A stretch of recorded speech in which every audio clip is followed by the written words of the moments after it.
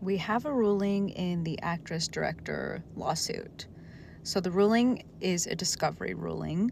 It has to do with the actress's motion to compel specific document requests, and those documents have to do with financial information. So it's very typical that when someone sues someone else, they say, I have been financially harmed as a result of these alleged actions that the defendant took.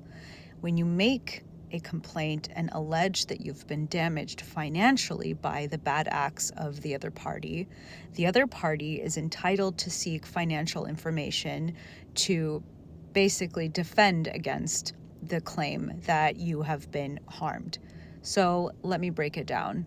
If I'm saying I was fired from my job, and as a result, I had to take a lower paying job, and my financial prospects significantly suffered in the amount of whatever, $100,000. I make that claim in my lawsuit against the person I'm suing.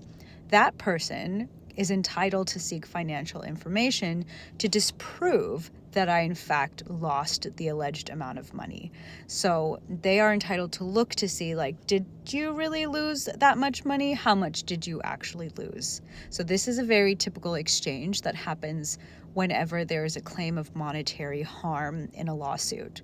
So here, what the court is saying is that documents sufficient to show the net worth of the Wayfarer parties, including financial statements, assets and liabilities, for the corporate entities, financial statements, year-end balances, all of that is fair game. It's relevant and it should be produced.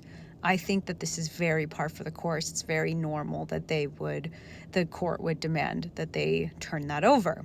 However, the court says where I'm not going to compel is tax returns. And the judge says that the moving party here, the actress, didn't meet the required showing. Namely, she didn't show that there is this compelling reason why the court should be handing this over, because it's highly sensitive, highly private information. And if there are less intrusive means of being able to obtain that financial information, then you, party asking for this, should go seek it.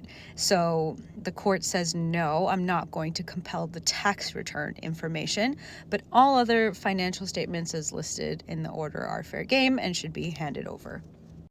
I don't think there's really a whole lot to be said about wins or losses on this, because I think it was expected that the judge would require financial information to be handed over when a side is saying that I've been financially harmed by the bad actions. So I just don't think this is really a headline, although I haven't been looking online to see if there's headlines on this, but to the extent that you might see them, I don't think there's a huge headline on this one.